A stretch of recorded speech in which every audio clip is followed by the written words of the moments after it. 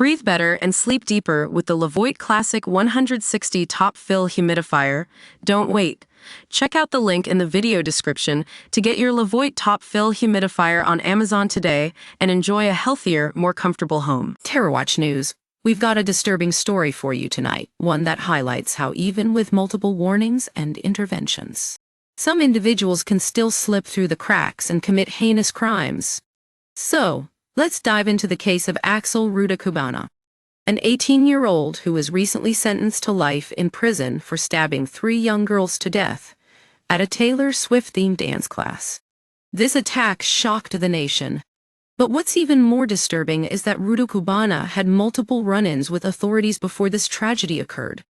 It turns out that Axel was referred to the government's counter-terrorism prevent program not once, not twice, but 3 times between 2019 and 2021, due to his general obsession with violence.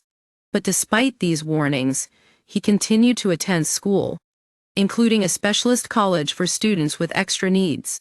In fact, police have been responding to 5 calls from his home address between 2019 and 2022, citing concerns about his behavior. One of those concerns was related to an incident where Rudakubana called Childline as a teenager, claiming he was going to take a knife to school due to racial bullying.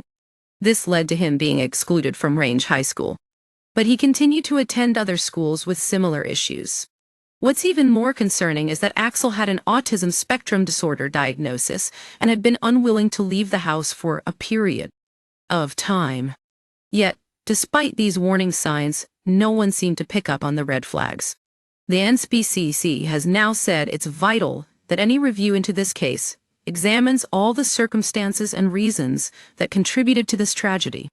But here's the thing, Axel's dad even intervened on the day before the attack, preventing him from attending his former school, Range High School. It was only a week later that Axel carried out these heinous crimes. This raises serious questions about how we identify and support individuals who are at risk of committing such violence. The BBC has launched a public inquiry into the attacks to get to the bottom of what happened and what needs to change. The Home Secretary, Yvette Cooper, has said independent answers are needed on Prevent and other agencies that came into contact with Rudakubana. As we move forward, it's essential that we take a closer look at our systems for identifying and supporting individuals who may be at risk of committing violent crimes. We can't afford to ignore the warning signs or let them slip through the cracks. The lives lost in this tragedy are a stark reminder that we must do better. That's all for tonight, folks. Join us next time on Terror Watch News as we continue to explore the world of terrorism and extremism.